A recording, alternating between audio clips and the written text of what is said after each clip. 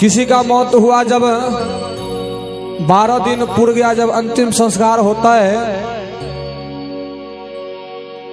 तब उनके पुत्र अपने माता से कहते हैं कि माँ आज तुम्हारी ये अंतिम संस्कार है। कि 12 दिन के बाद जब लोग संस्कार में, जब लोग गांव के लोग सब उपस्थित होते हैं, तो बेटा अपने माता से कहे से न भावे हेलो हेलो हेलो कि अरे जुटल बात ही तमेत, अरे भैया हो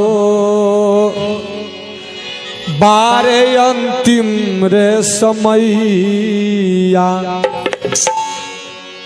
अंतिम रे समैया रे बाटे अंतिम रे समैया, अरे अंतिम रे समैया रे भैया अंतिम रे समैया, जुटल बाट ही तमेत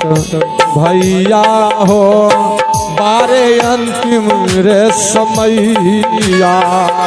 जुटल बाट है तमेत भैया हो बारे अंतिम समैया, जुटल बाट ही तमेत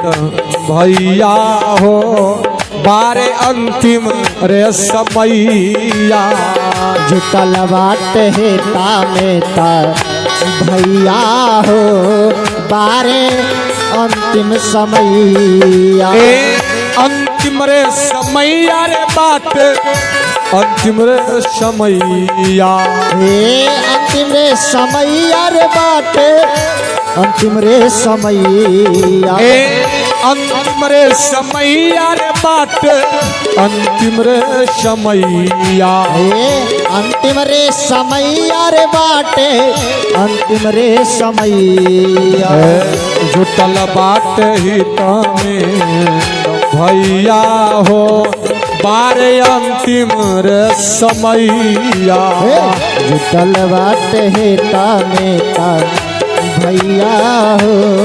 बारे अंतिम समैया। और कहा ए माई के दूधवा ऐसन दुनिया में मिठाई नहीं खे हो, मिठाई नहीं खे, ऊ अभागा बारे जकरा घर में माई नहीं खे, ऊ अभागा बारे जकरा घर में माई नहीं थे, ऊ अभागा बारे जकरा घर में माई नहीं थे, ऊ अभागा बारे जकरा घर में माई नहीं थे, माई के दूधवा ऐसन दुनिया में मिठाई नहीं खे हो, मिठाई नहीं खे, ऊ अभागा बारे जकरा घर में माई नहीं खे, ऊ अभागा बारे जकरा घर में माई नहीं थे, ऊ अभागा बारे जकरा घर में माई नहीं खे, ऊ अभागा बारे जकरा घर में माई नहीं थे।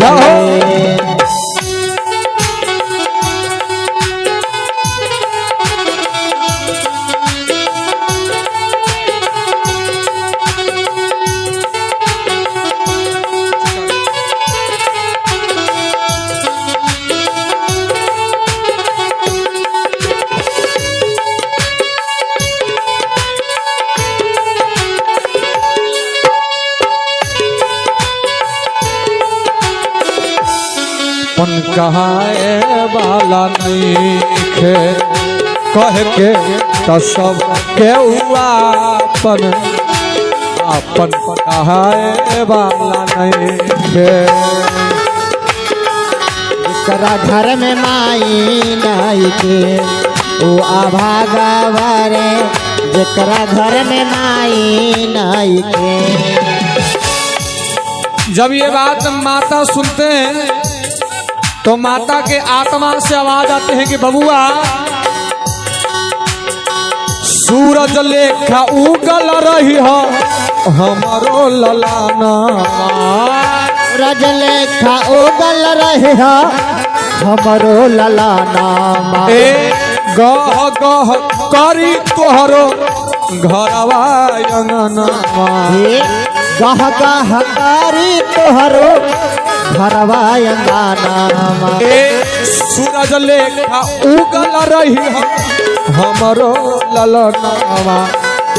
गह गह करी तोहरे घरवा अंगनावा इतना कह के चल देहनी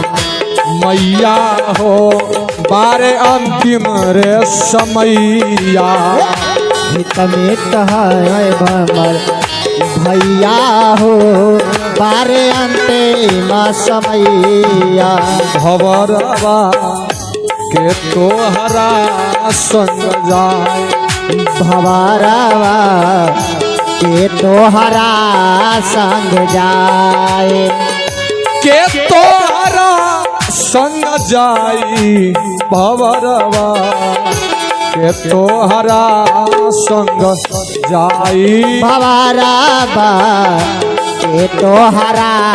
संग जाए भवरवा के तोहरा संग जाई भवरवा के तोहरा संग जाए और कि भंवरवा के तोहरा संग जाई